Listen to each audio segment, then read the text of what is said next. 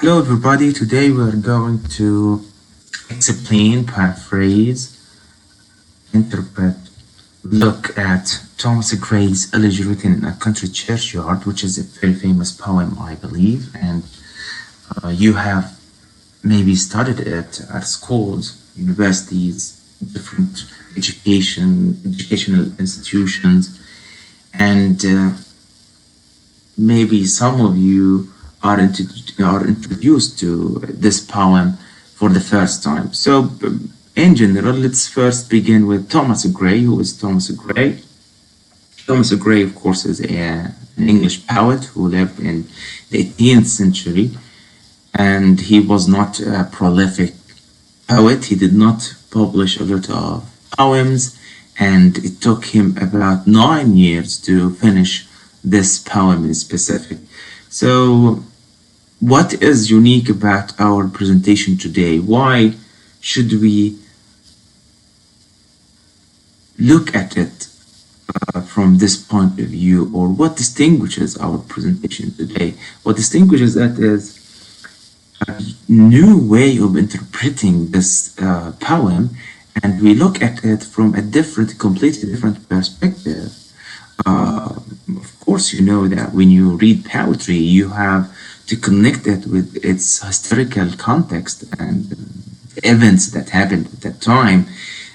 Sometimes we look at the biography of the poet and look at his childhood, what happened with him or her at that time, what affected him, what made him produce such a literary work. So we are going to look at it from a political point of view. We will look at it within the historical context and see what affected it, what made Thomas Gray produce such a poem, and what are the pieces of evidence that we have in the poem that lead to our interpretation, or today's interpretation. So before we start, I just want you to concentrate on something that's really important, which is the figurative language, the figures of speech that we use, the symbols, the imageries that we have. These elements, these devices sometimes, of course, help us understand and interpret the poem in a good way, or in a professional way, let's say, and it provides us, of course, with a completely different view of the poem. So let's start with the poem. Of course, this is the file that you see, the paper that appears in front of you now is a piece of research that I have recently worked on, and I, of course, wrote something about the poem itself. So I'm going to share it with you, and let's look together at the poem and see how Thomas Gray uses symbols, figurative language. When we say figurative language, we're talking about metaphors, similes, personifications, and so on and so forth, in order to criticize the political agenda. So while we are reading the poem, of course, I'm not going to read the poem with you because I assume that you know it and you can refer to it. You can find it on the internet or whatever you have. At the same time, we are going to concentrate on how he portrays, how he mourns the poor people in Britain at that time. So let's begin with this interpretation.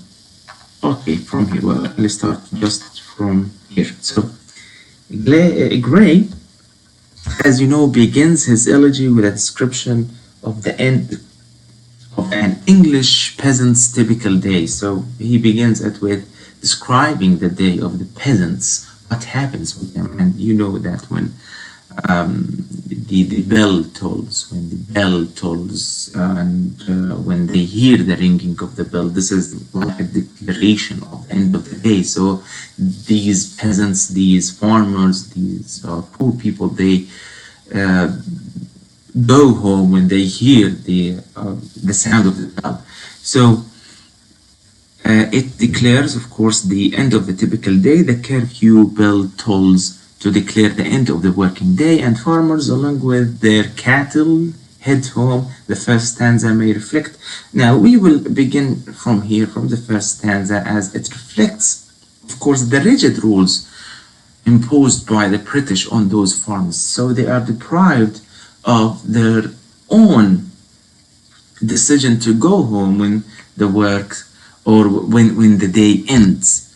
So let's move on to think or to look at the stanzas that matter with us, that convey the message that we are talking about, which is the criticism of the political agenda of the British at that time, of course, the 18th century.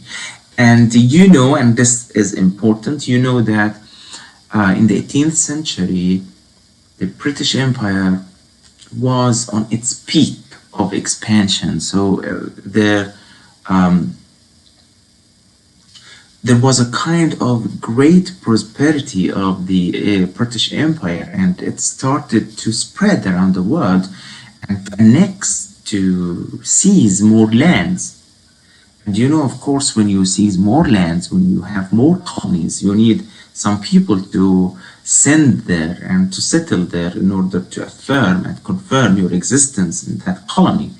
So maybe Thomas Gray wants to criticize this policy of sending people to nowhere, to a place that is unknown, to settle there, and these people are marginalized. The officials of the British government do not care about the lives of these people. That's why they send them there. Of course, we will look at this thing in the poem itself, and we will support it by some evidence from history, some historical evidence to show you that we are talking about a valid interpretation of this poem. So the point of departure for the paper's analysis, for our sake, or for the sake of analysis, is the third stanza. So we'll begin from the third stanza, in which the speaker, after describing the end of the day, realizes the presence of an owl. So he sees an owl. Of course, we know that the speaker is standing in front of a churchyard. You know, in a churchyard you have some tombs there, and he starts wondering about those people who are buried in these tombs and who are they. While he is talking to us, while he is telling us about the things that he sees in front of him, he recognizes, he sees, realizes that there is something in front of him, which is an owl. So he sees an owl. Now we begin looking at the techniques, the poetical devices that he uses here. So we will start with symbols and personifications, of course, as a figurative language. So let's look at it.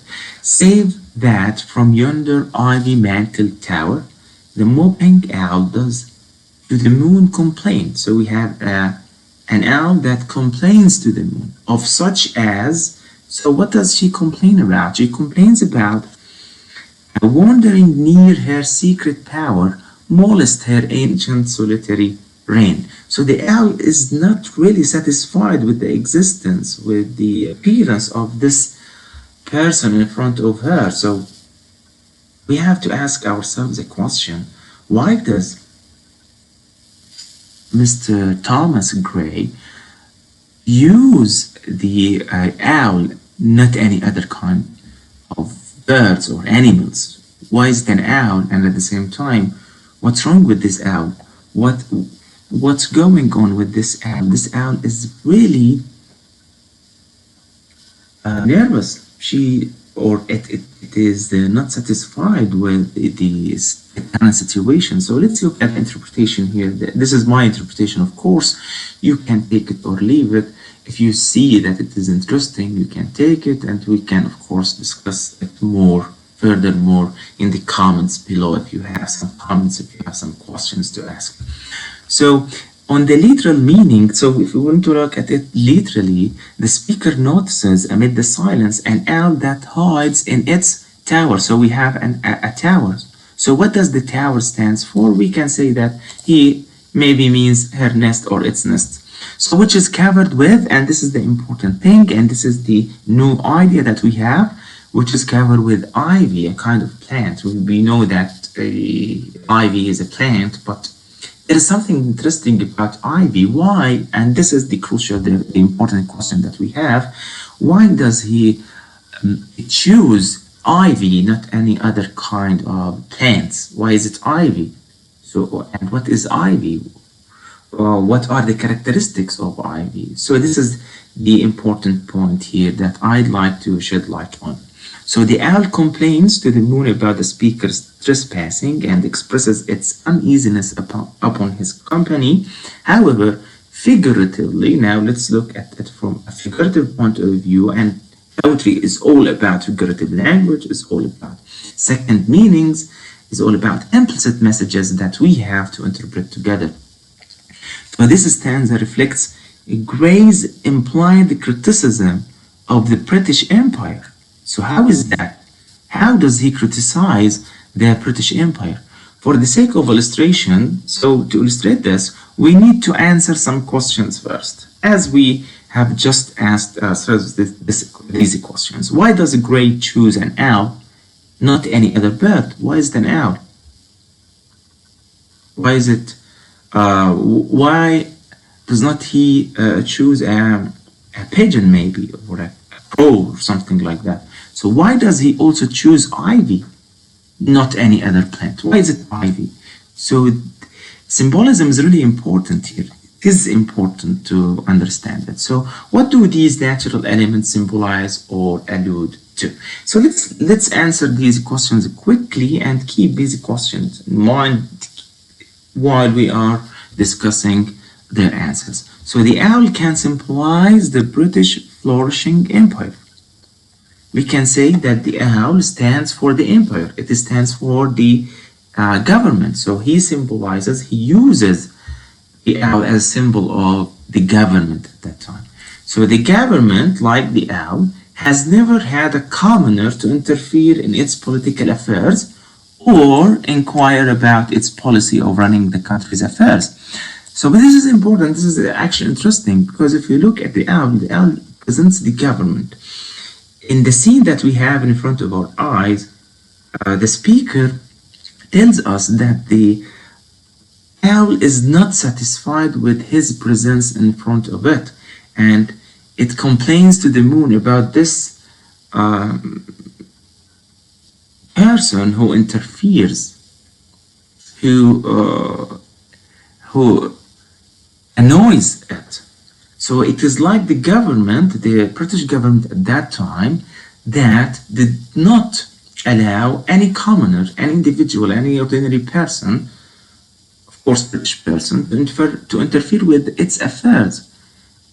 Its way of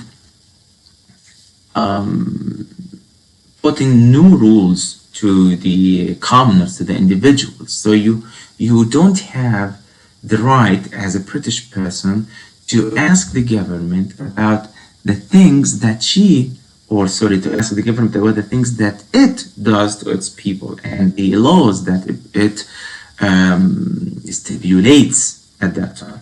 So this is interesting. So we can say that the owl is a symbol of the British government.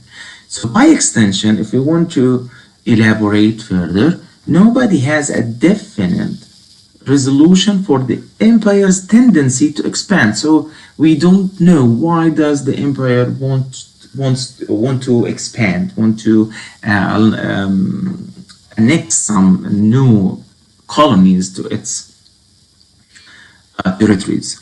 So therefore, it starts complaining about the speaker's sudden appearance, which ruins its secretly operated political agenda.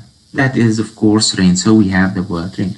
I'd like, of course, to remind you to pay special attention to the diction. You know, the diction is the choice of words. So we have the word rain, and the word rain has nothing to do with an owl. So an owl does not reign over anything, but a government, of course, reigns.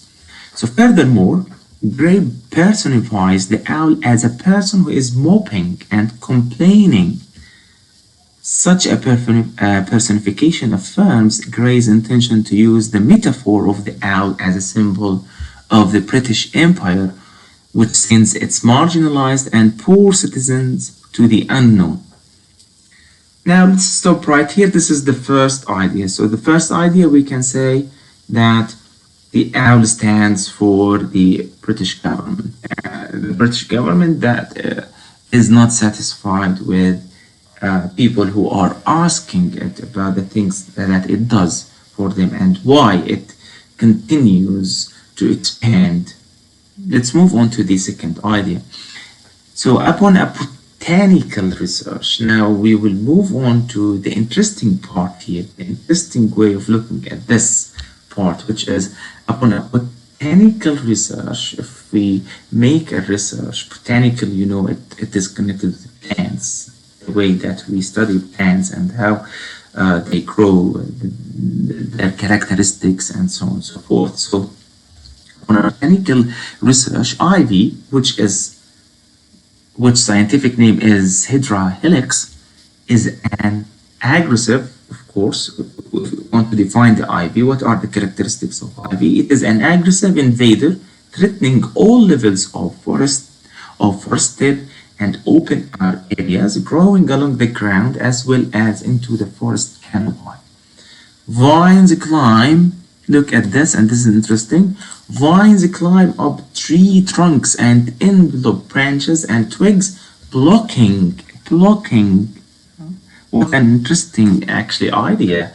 Blocking sunlight from the host tree's foliage, impeding photosynthesis. You know, photosynthesis is the way that plants produce the food. So if we look at the ivy, why? Now let's go back to the questions that we have just asked ourselves. Why does he choose it? Also, why does Thomas Gray choose ivy, not any other kind of plants? Of course, this is the answer.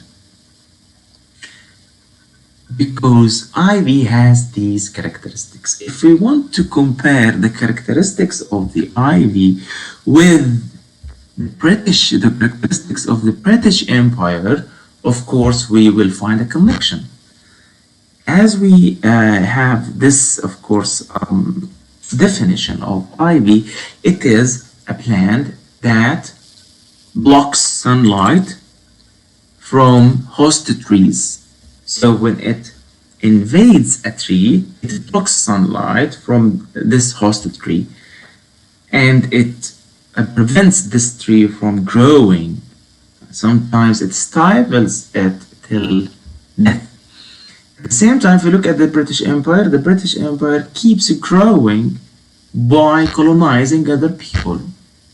So there is a connection between the ivy and the British Empire. So here, Thomas Gray provides us with an excellent image of the British Empire, and he compares it with the ivy. The way it spreads resembles in many ways the way the British Empire is expanding by, of course, colonizing other people, by invading other territories and annexing it or them to its territories. So the ivy's invasive characteristic fits perfectly the empire's rapid expansion by seizing more colonies. So consequently, the owl is in its ivy mantle tower. So the owl in its ivy, the owl as it is covered with, the owl as it is covered, yes, by the ivy, is metaphorically the British Empire cloaked by its rapidly growing colonies. Accordingly, therefore, Gray's speaker might be questioning the fate of the empire's needy citizens and criticizes its policy of sending them to the newly annexed territories. Moreover, this encounter between the owl and the speaker may reflect the status quo of the 18th century individuals, that is, people were not allowed to confront those who were in office. So this is actually a sample of our interpretation of this poem. Of course, I have so many other ideas. If you like the idea, please tell me in the comments below. And if you would like to have another part of our interpretation, please again tell me in the comments there, write it down. And next time, inshallah, we will upload another video interpreting the rest of the poem. Thank you very much for listening, and thank you very much for being my audience.